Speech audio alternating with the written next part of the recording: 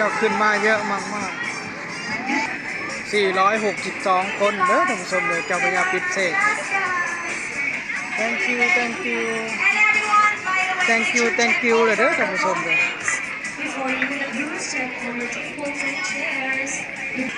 นี่ก็คนเฒ่าคนแก่เขาเจ้าก็ขึ้นมาเที่ยวเรือดินเนอร์เด้อท่านผู้ชมสักครั้งหนึ่งในชีวิตเนาะเจ้าก็มาเที่ยวเรือดินเนอร์ให้มีความสุขมากๆเด้อท่านผู้ชมเที่ยวเรือดินเนอร์นี่ก็หนุ่มๆสาวๆก็ตืดได้เนาะคนเฒ่าคนแก่ก็ดูหนุ่มๆสาวๆตืดเด้อท่านผู้ชมเลยนี่ก็จะเป็นสาวอินเดียด้วยเด้อท่านผู้ชมวัดสบายดีครับสบายดีครับเคยไปไทยมาอีกแล้วเคยไปไทยมาอีกแล้วเคยไปไทยพามาเที่ยวเรือดินเนอร์ไอคอนสยามถาที่2เด้อท่านผู้ชมเด้อเจ้าพญาปิดเศษเบอร์6เด้อท่านผู้ชมเด้อกำลังลอยเข้ามาเทียบท่าอยู่ไอคอนสยามท่าที่2วันนี้จะมีสายตืดไหมเนาะท่านผู้ชมเนาะมีสายตืดป่ะเนาะท่านผู้ชมตืดไม่ตืดก็ต้องดูช่วยกันเด้อท่านผู้ชมเด้อดูด้วยกันกับเคยไปไทยเนาะว่าจะตืดจะสนุกไหมเนาะท่านผู้ชมเนาะน่าจะมีตืดแน่ๆเห็นยกมือขึ้นมาแล้วตอนนี้กำลังยกมือขึ้นมาเด้อท่านผู้ชมเลยโอ้เพลงยังเนาะท่านผู้ชมเนาะ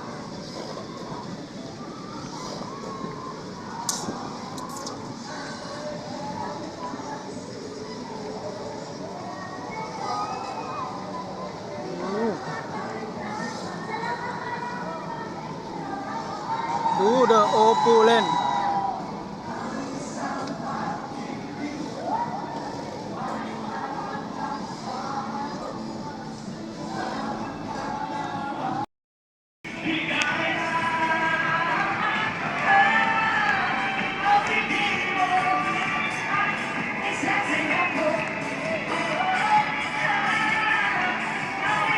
ตอนนี้กำลังตืดกันเลยท่านผู้ชม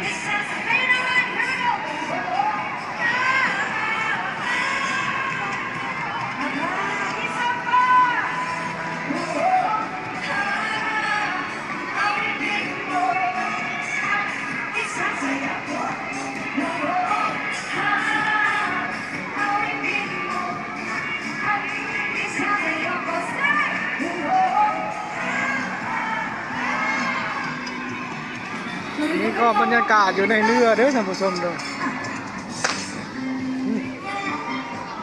สาวฝรั่งเบิ้งเขาเจ้ามัดเรือด้วย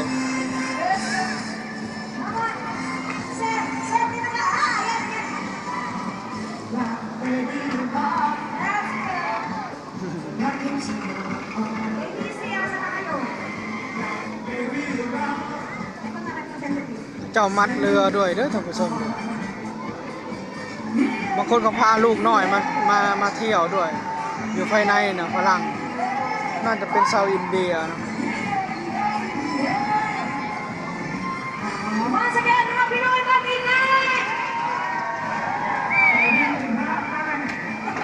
กำลังโฮ่เลยนะอันนี้ก็จะมีสาวๆหนุ่มๆเยอะมากเลยท่านผู้ชมแต่ไม่เห็นคนเกาหลีญี่ปุ่นเต้นท่านผู้ชม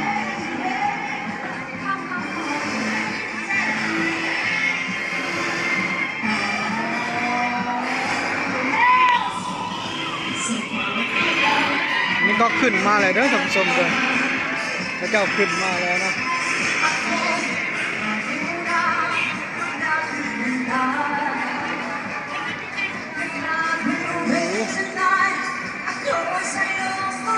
พระเจ้าขึ้นมาเยอะมากๆ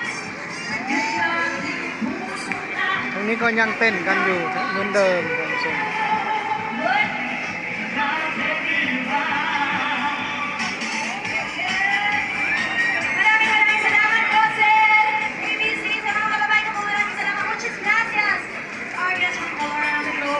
นี่ก็มาดูเลยท่านผู้ชมพระเจ้าขึ้นมาแล้วท่านผู้ชมก็จะเยอะมากๆเลย 462 คนเด้อท่านผู้ชมเลยเจ้าพระยาปิดเสก thank you thank you thank you thank you เลยเด้อท่านผู้ชมเลย Before you leave, you must check all your tables and chairs. Before you leave, thank you.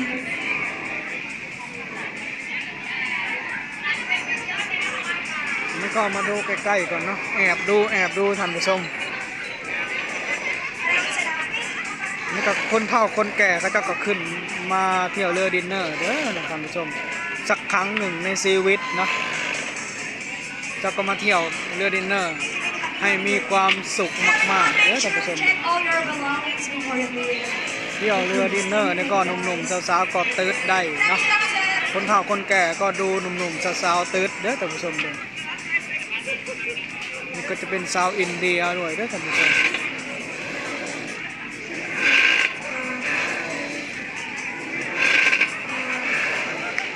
นี่จะเป็น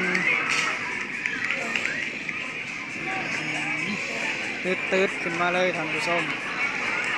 นี่ก็จะให้ดูตรงนี้เลยเนาะเจ้าก็เดินขึ้นมาตามทางที่พนักงานเขาจัดเตรียมไว้ให้เด้อท่านผู้ชมเลยตืดทั้งนั้นเลยท่านผู้ชมนี่คือไทยแอบเขามาถ่ายเนาะไม่รู้ว่าเขาสิดาหรือบ่แล้วเที่ยวไทยเนี่ยก็จะมาหลายประเทศมากๆมาทุกทั่วสารทิศเด้อท่านผู้ชมนี่จะเป็นชาวฝรั่งมันก็คนไทยได้พวกฝรั่งเนาะคนไทยได้พวกฝรั่งก็มาเที่ยวเรือดินเนอร์ประเทศไทยเด้อท่านผู้ชมทางนี้ก็เขาจะมายืนกันเยอะมากๆเลยเยอะจริงๆบอกกิแหล่งชาแนลไปทางใดเนาะท่านผู้ชมเราเคยไทยเลี้ยวหาย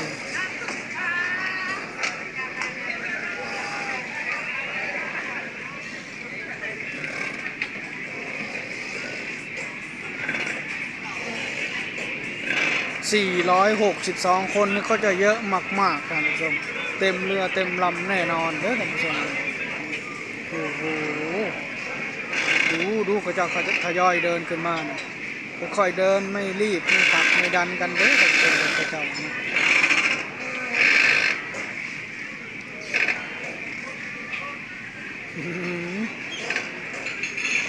ตอนนี้ก็ใกล้จะหมดแล้วท่านผู้ชมจับขึ้นมาใกล้จะหมดแล้วเด้อท่านผู้ชมจะยังเรือบ่หลายบันไดนะนี่เขาเจ้าใส่บันได2 บันไดเลยเนาะกายบันได2 บันไดเลยเด้อท่านผู้ชมโอ้นี่ก็จะเยอะมากๆอ๋อเด้อดูทั้งห่างทั้งหน้าห่างไอคอนสยามเขาเจ้าเดินกันเยอะมากๆเลยท่านผู้ชมหลายอยู่มื้อนี้จะแจ้งแน่เด้อท่านผู้ชมเด้อทั้งนั้นก็จะเป็นทางขาที่4เนาะขาที่4ของไอคอนสยามเจ้าก็เดินมาเป็นขบวนกันมา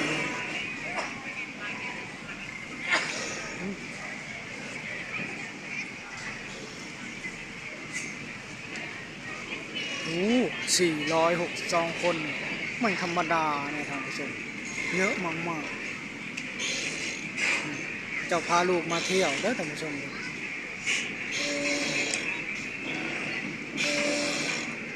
เที่ยวไทยทุกวันเด้อท่านผู้ชมเลย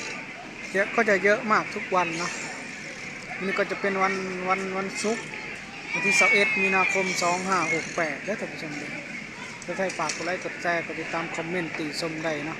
คลิปนี้ก็เลยจะขอลาจบจากนี้ก่อนขอบคุณครับ